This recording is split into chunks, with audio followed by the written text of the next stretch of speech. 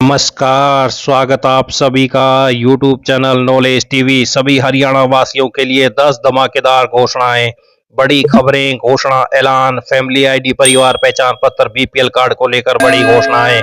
क्या है पूरी अपडेट, आइए देखते हैं। हरियाणा की हर छोटी से बड़ी जानकारी के लिए चैनल को सब्सक्राइब जरूर कर लें। तो चलिए देखते हैं हरियाणा से अभी अभी 10 धमाकेदार खबरें, घोषणा, आदेश, ऐलान। पहली बड़ी घोषणा, हरियाणा कर्मचारी चयन आयोग की ओर से ग्रुप डी के लिए सीटी की तैयारी शुरू हो गई है। किसी भी समय तारीख का ऐलान हो सकता है। इस संदर्भ में आयोग के चेयरमैन ने जानकारी दी है। इसके तहत कहा गया है कि ग्रुप डी की सीटी के लिए इंतजार अब खत्म होने वाला है। आयोग सीटी ग्रुप डी का आवेदन पोर्टल खोलने के लिए अमेंडमेंट नोटिफिकेशन का इंतजार कर रहा है।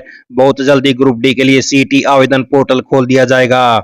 आयोग की ओर से तैयारी के लिए अभ्यर्थियों के लिए 4 पॉइंट जारी किए हैं, जिसके तहत अभ्यर्थी आवेदन पूर्व सभी आवश्यक दस्तावेज तैयार रखें, आवेदन फार्म खुद भरें, किसी अन्य पर निर्भर न रहें, आवेदन फार्म को सावधानी पूर्वक भरें और किसी तरह की त्रुटि न करें। फार्म भरने के बाद प्रिंट आउट को ध्यानपूर्वक पढ़ें। सीएम नायब सैनी सरकार भी ग्रुप डी के 7,500 पदों पर भर्ती की घोषणा कर चुकी है। इसके बाद माना जा रहा है कि सरकार कुल 7,596 पदों पर भर्ती करेगी। आयोग से जुड़े सूत्रों के मुताबिक ग्रुप डी की परीक्षा के लिए 17 लाख तक उम्मीदवार रजिस्ट्रेशन करवा सकते हैं। इसके अलावा जो युवा पहले ही ग्रुप सी के लिए आवेदन कर चुके हैं, उनमें से बड़ी संख्या ग्रुप डी के लिए भी अप्लाई कर सकते हैं।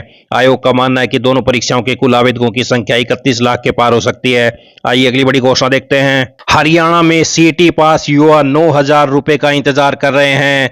तो सीटी पास युवा 9,000 रुपए का इंतजार करते करते ताकते रहे। लाखों युवाओं को उम्मीद थी कि 2025-26 के बजट भाषण में 9,000 रुपए मासिक मानदेय देने की घोषणा होगी। अब 2026-27 का बजट 2 मार्च 2026 को पेश हो रहा है। युवा उम्मीद कर रहे हैं कि शायद इस घोषणा के लिए बजट में प्रावधान कर दिया जाए। इसके तहत हर सीटी पास युवा को 9,000 रुपए मिलेंगे। तो ये बड़ी अपडेट। आइए अगली बड़ी घोषणा देखते हैं। हरियाणा के गरीब और जरूरतमंद परिवारों को राहत देते हुए प्रदेश सरकार ने गरीबी रेखा से नीचे यानी बीपीएल राशन कार्ड बनाने की प्रक्रिया को पूरी तरह बदल दिया है। पहले जहां लोगों को महीनों तक चक्कर काटने पड़ते थे, आवेदन करना पड़ता था और दस्तावेज जमा कराने पड़ते थे, वहीं अब सरकार खुद कार्ड बनाएगी। कैथल के कांग्रेस विधायक आदित्य सुरजेवाला के सवाल के जवाब में खाद्य एवं आपूर्ति मंत्री राजेश नागर ने विधानसभा में रिपोर्ट रखी। उन्होंने स्पष्ट किया गया कि जो भी बीपीएल कार्ड काटे गए हैं वे जांच करने के बाद में पात्र नहीं होने के चलते रद्द किए गए हैं। विपक्ष इस मामले को लेकर राजनीति कर रहा है। नए नियमों के तहत बीपीएल कार्ड पीपीपी के आय डाटा के आधार पर अपने आप बन जाता है। जिन परिवारों की सालाना आय 1,80,000 रुपए तक वे सीधे बीपीएल श्रेणी में आ जाते हैं।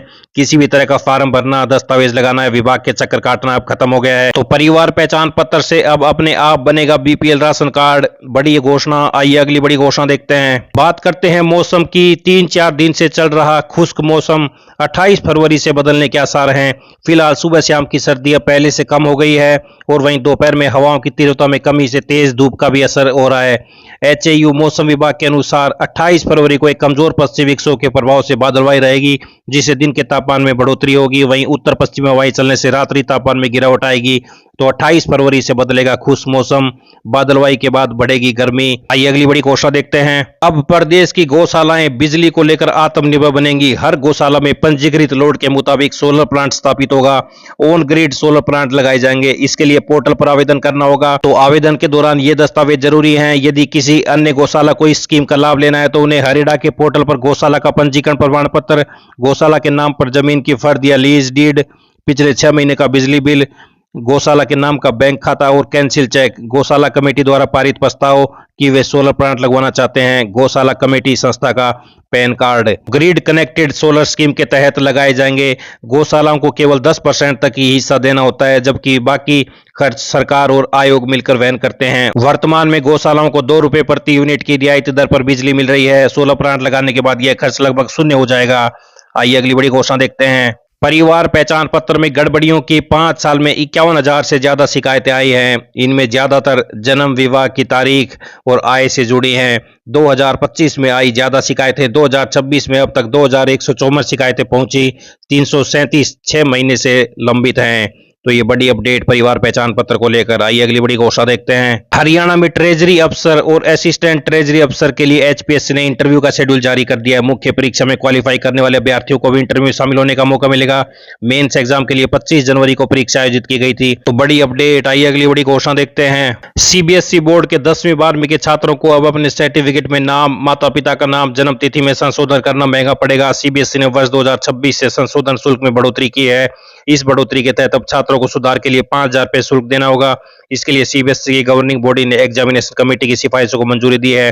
अब तक छात्रों को सुधार शुल्क के रूप में 1,000 रुपये का भुगतान करना होता था, तो सर्टिफिकेट में संशोधन कराना पड़ेगा महंगा। सीबीएसई ने संशोधन शुल्क में बढ़ोतरी की है। आइए अगली बड़ी घोषणा देखते हैं। प्रदेश भर के विद्यार्थियों के लिए अच्छी खबर है, अब उनको किताबों के लिए भटकना नहीं पड़ेगा। इसको लेकर शिक्षा विभाग की तरफ से अगले महीने से सभी जिलों में एक ज्ञानदान बुक बैंक स्थापित किए जाएंगे। यहाँ कक्षा 1 से 12वीं तक की पाठ्य पुस्तकों के साथ साथ विभिन्न प्रतियोगी परीक्षाओं, नीट और जेईई जैसी परीक्षाओं की तैयारी से संबंधित पुस्तकें फ्री में मिलेंगी। खास बात यह कि प्रदेश में पहली बार जिला स्तर पर सरकारी बुक बैंक की व्यवस्था होगी। बुक बैंक में किताबें डोनेट करने से लेकर लेने का पूरा रिकॉर्ड रखा जाएगा। यहाँ प्राथमिकता जरूरतमंद विद्यार्थियों को दी जाएगी, लेकिन सुविधा सबके लिए रहेगी। तो ये कैथल जिले से बड़ी अपडेट। 1 से 12वीं व प्रतियोगी परीक्षाओं की किताबें मुफ्त मिलेंगी। अब किताबों की चिंता होगी खत्म। हर जिले में बनेगा ज्ञानदान बुक बैंक। मार्च से मिलेंगी किताबें। तो ये सभी हरियाणा वासियों के लिए बड़ी खबरें, घोषणा, आदेश, ऐलान, पल पल की अपडेट आप सभी को मिलती रहेगी। चैनल को सब्सक्राइब जरूर कर लें। YouTube channel knowledge TV. इस अपडेट में इतना ही। बहुत बहुत धन्यवाद।